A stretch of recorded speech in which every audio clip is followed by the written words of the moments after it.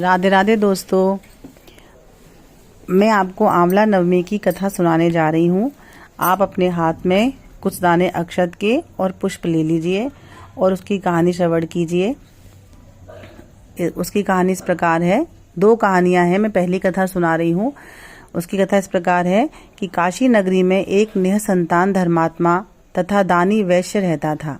एक दिन वैश्य की पत्नी से एक पड़ोसन बोली, यदि तुम किसी पराये लड़के की बलि भैरव के नाम से चढ़ा दो तो तुम्हें पुत्र प्राप्त हो सकता है।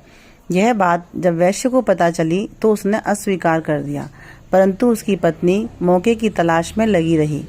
एक दिन एक कन्या को उसने कुएं में गिराकर भैरव देवता के नाम पर बलि दे दी। इस हत्या का परिणाम विपरीत हुआ। लाभ की जगह उसके बदन में कोढ़ हो गया। लड़की की प्रेतात्मा उसे सताने लगी। वैश्य के पूछने पर उसकी पत्नी ने सारी बात बता दी। इस पर वैश्य कहने लगा, गौवध, ब्राह्मणवध तथा बालवध करने वाले के लिए इस संसार में कहीं जगह नहीं है। इसलिए तू गंगा तट पर जाकर भगवान का भजन कर तथा गंगा में स्नान कर, तभी तू इस कष्ट से छुटकारा पा सकती है।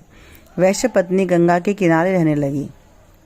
कुछ दिन बाद गंगा माता वृद्धा का वेश धारण करके उसके पास आई और बोली, तू मथुरा जाकर कार्तिक नवमी का व्रत कर तथा आंवले के वृक्ष की परिक्रमा कर तथा उसका पूजन कर। यह व्रत करने से तेरा यह कोढ़ दूर हो जाएगा।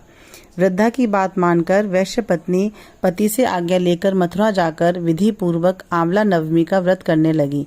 ऐसा करने से वह भगवान की कृपा से दिव्य शरीर वाली हो गई तथा उसे पुत्र की प्राप्ति भी हुई।